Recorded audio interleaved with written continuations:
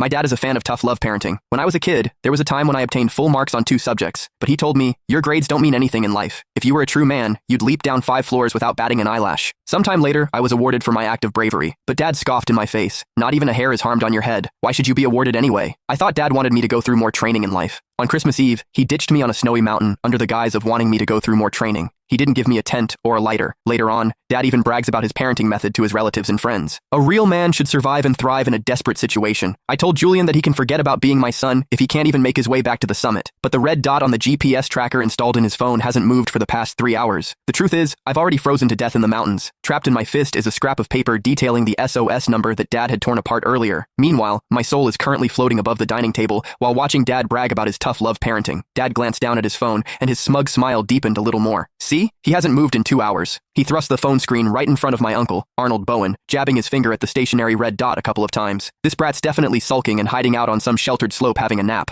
I know him too well. The moment he runs into any difficulty, he wants to curl up and hide, just like his mother. I told him that if he doesn't make it to the summit by midnight tonight, I'm cutting off his living expenses for the next semester. I floated above the dining table, bitterness flooding through me. The blizzard hit out of nowhere, and I lost all sense of direction. As hypothermia took hold, I started hallucinating. I even tore off that flimsy windbreaker Dad had grudgingly given me. Right before I died, I still fantasized that Dad might come to save me. Uncle Arnold's wife, Ethel Gallagher, shrank her neck and glanced at the howling snowstorm outside the window. Trevor, this snow looks serious. The news has already issued a yellow alert. Has Julian dressed warmly enough? Dad swallowed a piece of steak, then raised his glass and took a satisfied sip. I gave him a windbreaker, and he's got thermal underwear underneath. That's more than enough. A man's got to be able to handle the cold. Back in my days in the military, I used to run 3 miles shirtless in minus 22-degree weather. Now that's what I call tough. I sneered from midair. His so-called shirtless 3-mile run was nothing but a drunken tall tale he bragged about to his army buddies. He'd turned his own drunken fantasies into truth, and then mercilessly imposed them on me. But Dad, I was already stone cold dead. I floated right in front of Dad. I wanted to tell him that I had tried my hardest, that I had wanted to keep climbing, but my lungs felt like they were exploding, each breath like swallowing knives. My legs had gone numb long ago, all because of the single-layer hiking boots he forced me to wear to toughen up my will. I screamed right in his face, "Dad, I'm cold! So cold!" After muttering something under his breath, he picked up his phone and held down the voice message button. "Julian, quit playing dead. I see your location hasn't moved. Are you staging a sit-in protest against me? Well, let me tell you, it won't work. If you're not at the summit by midnight tonight, don't even think about going back to that crappy college of yours. You can go work on a construction site instead." His finger lifted, and the message was sent. I stared at that familiar chat window. The last message was still the one I'd sent him 3 hours ago. "Dad, I can't breathe. Is the medicine in your bag? I think I forgot to bring it." His reply was, "Medicine? I already threw it away.